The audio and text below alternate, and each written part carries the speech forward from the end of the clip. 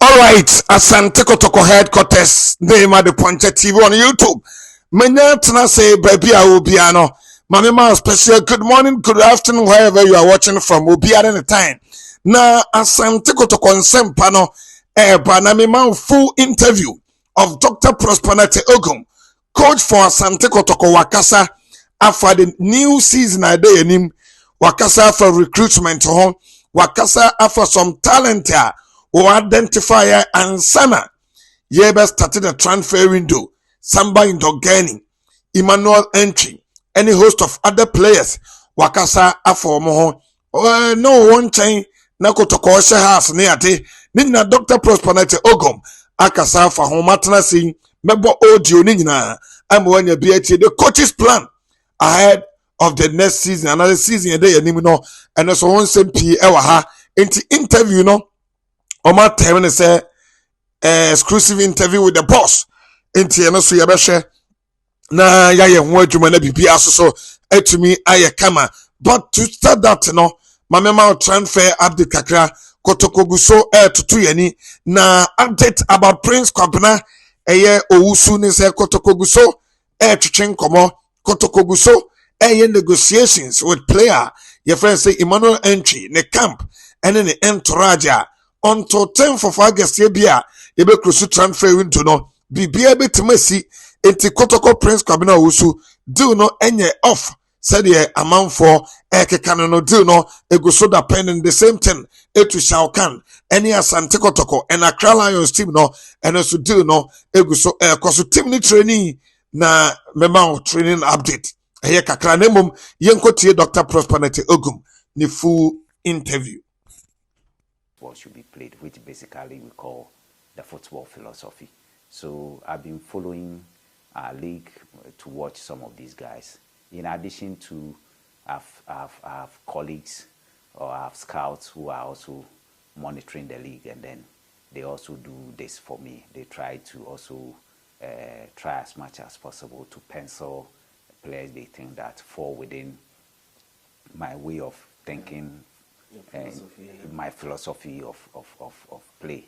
So what actually happens is that at the end of the day, we try to come together to look at what I have, what they also have, and then we try to see if, for instance, we are able to identify, let's say, 4 players for a particular position. What we do is that we look at them in terms of merit. So if, let's say, it's let's say a DM, a defensive midfielder, we look at whether he's technically good, he's comfortable on the ball, he can receive the ball under pressure, will be able to connect with a teammate, and then we'll be able to support the teammate. When we lose possession, his ability to recover, which we call recovery run, his ability to run back to position, and then his ability to also recover the balls. We look at these things. So let's say 4 players in this position. You look at it, and then you look at who comes on top, and then you begin to rate them and grade them. So you say that maybe Kofi is A, Kwame is B, Kwabena is C, and let's say Kweku is D. So you try to look for them. So if you go to A and you don't get A, you go to B, you go to C, and you go to D. And then for the foreign base too, it's the same thing. I have colleagues who are also outside. And then I learned from, not to cut you, I learned from your assistant that a player like Samba is one player you've been following for the last 3 years. Exactly. And then you wanted to bring. Exactly. What was the magic? Because the last time I saw you in a long chat with the technical director, that's Coach Christian. Yeah. You were discussing a whole lot. Yeah. How does your team, like, you come together and just make things happen? This is something that the supporters would like to know. It's all about cooperation, communication, and coordination. As I said earlier on, if it comes to the foreign-based players, like somebody like Samba, I have people who are also international scouts that I tell them that I need a player for this position. So they also monitor other leagues in Africa and then the players in these leagues. Yeah. So depending on the technical characteristics and the physical characteristics that I put forward for them, they also try to look for a player who fits into those physical the profile, exactly, the profile. They fit into the profile. For Samba, as you said, I've seen him for long, and I've been yearning to work with him. That's one thing that I like about him. Anytime you engage him, he tells you, "Coach, don't worry, I'll make you proud." He's always ready to work. He's very determined. He's very confident. So I spoke with my boss, which is Kwesi Apia. I spoke at length about him. And then he being an experienced person and a more senior person, when I told him the profile of Samba, he easily bought into it. And then we decided that we have to sign him straight away without even looking at him, because he also trusts in my judgment. So fortunately he came, and then his first game, he was able to make it, and he's continuing making it at training grounds. Yeah. Coach, we talk about that game, but being home and looking at your team short space of time to prepare for that game, first of all, were you confident that your team will pull this off, and the sort of football that they exhibited, was it just how you envisaged the game to be? Yes, I expected it to be that way, because, you know, as at that time we had pruned the team, and then we had only a few of them. And as a technical staff and as management, we were very confident that those we had left behind were going to live up to expectation. Remember, those we left behind and those we brought on board, we had to engage in a dialogue so that we'll be able to make sure that those who come in can also fit in there. And then again, we have this youth team, the U17. So because the numbers were not there, so we decided to now bring in some of these U17 boys to also come and augment the team. And unfortunately, we had a few of the signings, and then Bischeba for Emmanuel, what do you call it, entry, and Co to come and make it a complete team. And then we decided that we'll make things simple for them with respect to their training content. So we look at some basics in the game, just pass, receive, move into space. The game is all about field occupation and then using spaces on the pitch. Basically, it's about taking decisions. So we decided to make it simple for them by letting them understand that just receive the ball, look at your teammate who has moved intelligently into space, pass the ball to him. If there's the need to give him support, and let's make it simple. And I think that was what they did throughout the period, and then they were able to exhibit it on the field. And one thing that I think we did that worked for us very well was the rate at which we kept giving them confidence. We made them understand that it's possible, they can do it, and that they shouldn't be afraid of the errors that they will make. They should just express themselves. So that continued belief that we had in them, the continued showing of confidence and belief that we have in them, I think also made them confident, and they were able to express themselves. So basically, I think it was a collective effort from the technical staff, management, and the players. There was one thing I saw about them, and that was the desire to play. They were ready to play. Well, they themselves knew the importance of that game. Exactly. So that was enough motivation for them to go and excel. Coach, you mentioned the youth team. Session of our fans that came to watch them play, a lot of them were of the view that you have a selection headache in the future, because the sort of competition that those boys will be giving the senior players, they feel it will be difficult for you. And if you look critically at these players, what they have, the quality, I'm amazed at their level, the sort of football that they play. have you thought about these things and the youth team? Is it possible that in the season maybe you introduce any of these boys based on what is required at a certain point in time? Yeah, I think what you've said is the truth. We took our time to do a lot of screening. What we actually did was we made the coaches to go out there to observe the leagues, to go to the league centers and observe the games. And out of that, we're able to pencil a whole lot of them to come and then come and justify their inclusion. We basically use two criteria in selecting these boys.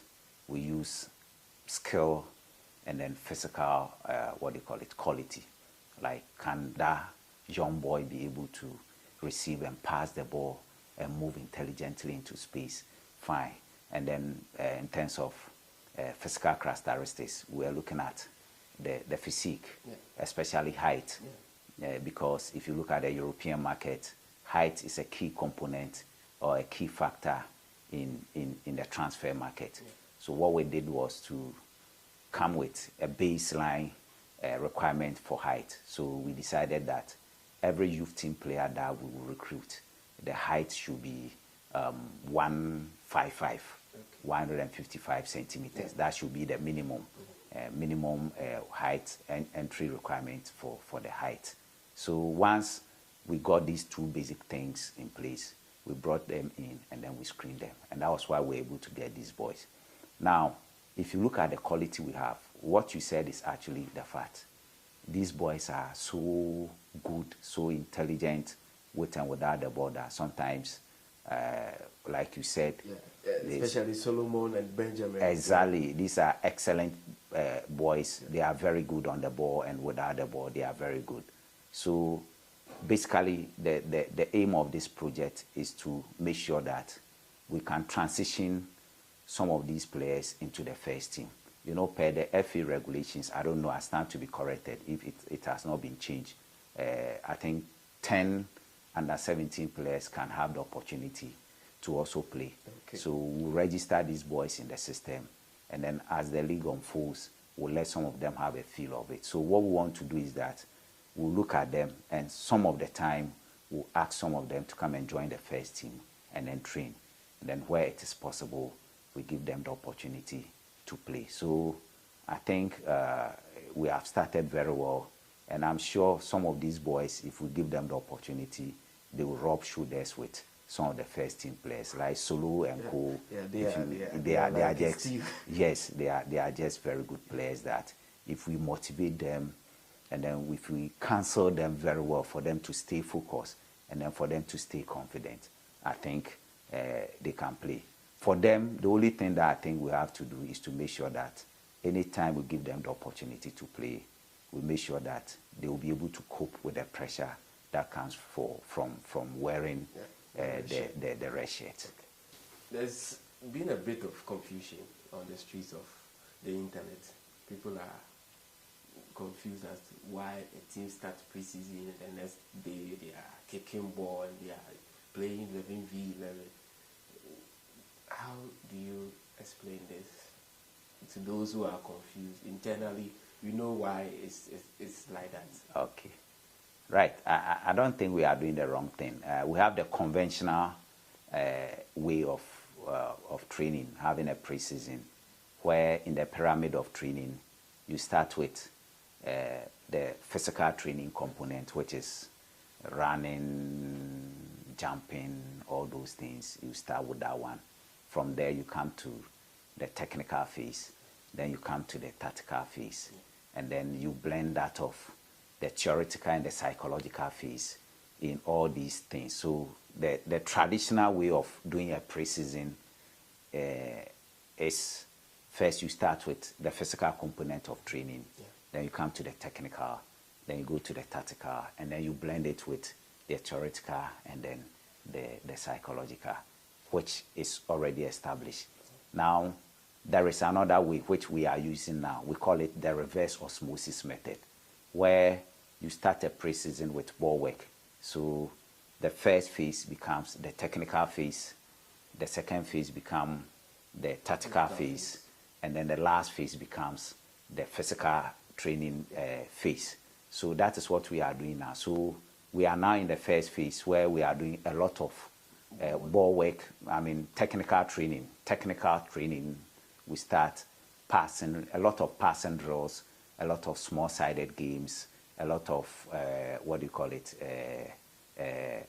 11v11, just to make sure that, exactly, just to make sure that technically they are comfortable with the ball. Then we'll go into our game model, which will be the second phase. Tactically, how we want to play. So after that, when we are getting closer to the start of the season, then we'll go into the physical training phase, which will basically will be to build on their speed, their strength, agility. Those things will work on it. So that is why they are seeing it. There are even coaches or situations where the coach does the preseason, the whole preseason with the ball. Yeah. You see, if you are playing in a small-sided game, let's say 3v3 plus 3, yeah, constant changeover. Yeah. In, let's say, in a 20 by 25 meter area, you have these 9 players there. These players will have to be moving all the time. The intensity is high. Yeah. There's no occasion within, let's say, if you are doing it, let's say 3 minutes times 3, yeah, which is after every 3 minutes, they break, they rest for, let's say, 1 minute, and then come back. Within the 3 minutes that they are in this grade, the grade is the working area. Within the 3 minutes that they find themselves in, there's no single moment that a player will have the opportunity to stand. They are always moving. They are constantly moving. And as you move, it helps to build your endurance. So it is building your endurance, it is building your awareness, it is building your decision-making process. Okay. So even within these small-sided games, you can, as a coach, you can be able to build on the endurance level of these players. So we are on the right track. We are on the right track. We have a present for you on your right side, on your table, as a sheet, and you have, if you can show it to the camera. Yeah, this is the fixtures. You have your boys there. Yeah, the fixtures. They look ready. Yeah, they are. This is Albert, and then we have Elvis Chi, Bafo Awuchi, and then Abdul Rahman. Yeah. The GFA announced the fixtures for the new campaign. We are a month away from the start of the new season, and this is your first round encounter of the fixture. Your first comment on it? I think it's good. We have to be ready to meet any of these teams at any time, anywhere. We should be able to play them and get the results. Mm-hmm. You are kicking off the new campaign at Tamale with Karela, a team that unfortunately they took 4 points from us last season. Yeah, sure. And I think there can't be any better way to make a statement that starting from there. And looking at the teams there, if we are not the coach of this team or like my ordinary fan, which of the games will you be yearning to be, no matter what the occasion is? You want to watch that game? Yeah, I think first will be Hasselfolk, because that has been the traditional rivalry between. Yeah, that's week 13. Yeah, week 13. Yeah, and then you have Adriana, which is also a big game. Yeah. You have Mediama, which is also a big game, and then Brecum Chelsea is also a very big game. In fact, all of them are big games. So these are the games that you stop whatever you are doing to enter the stadium to watch as a fan. Absolutely, because these teams that I have mentioned, if you go to Takwa and you are playing against Mediama, you know the atmosphere there. It looks so hostile. It looks so aggressive. Yeah. I mean, it's all about. Sometimes it even goes beyond the 3 points. So many things happen. It adds some excitement. A bit of spice. To the league because every one of them exactly to pick the 3 points. Exactly. You are going to Doma, and you get to Brekum, from Brekum going to Doma, everywhere. Yes, everywhere. The moment the bus gets to every town, it's like, hey, Yabeshamo. Yeah. So you can see the readiness. And as a coach, if you see some of these things and you think that you have prepared your team very well, it even makes you excited because you know that you are going to play a match of your life. And then if you are playing House of Folk, you don't need to be told this. I mean, it's a match of a lifetime. So these are matches that I think, and even Karela, you know, matches between Karela and Kotoko has not been easy at all since their time at Enyinase up to going to what do you call it, Tamale. And as you said last season, they took 4 points out of the 6. So coming season, I'm sure is going to be a very, very big game, especially being the first game.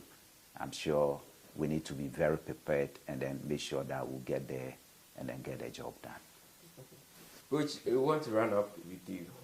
You have a game on the 16th with Mediama. What sort of opportunity does that game present? Huge opportunity because we've now assembled a different team with almost all our key targets now in now. So I think it's good for us because we'll have about 2 weeks to train, and then whatever we have done, we'll have the opportunity to go and exhibit it at Mediama, and it will give us as a technical team and as management a fair idea of these players individually and what we have to do. Remember, after the game, we'll be left with only 3 weeks for the league to commence, and 3 weeks will be enough for us to correct individual errors, group errors, and then team errors. So to me, playing against Mediama in a new stadium and looking at the old rivalry between Kotoko and Mediama at Takwa, I think it is going to bring the best out of the players, the best out of the technical staff. So it's a good match, and it's a good game that we are going to play, and I'm sure that it is going to help both teams to be able to assess their signings and what they have to do moving forward. Which, aside Kotoko, I would want you to pick your 4 contenders that you think they have what it takes to also challenge for the league job. It will be very difficult because almost all of them are good teams. I think almost all of them. So I don't want to downplay on any of them. So I think we'll leave it like that. Yes. Your message to your supporters. I would like to encourage all of them to support the team, because as we speak now, it is His Royal Majesty Otumfuo Osei-Tutu II, the King, who has taken over the running of the club, and he's doing everything possible to rebuild and reposition this mighty club to its former glory. So I would like to plead with all the supporters from near and far to bury all their differences and rally behind the King and the club, so that the purpose that the King has for this club will be realized, so that Kumasi Asante Kotoko can rub shoulders on the African continent. It is the dream of the King that one day, the Africa trophy, which has eluded Asante Man, will come back to this glorious kingdom. So I plead with all of you to bury your differences and come together and support this great and mighty club, so that this team will become greater and mighty.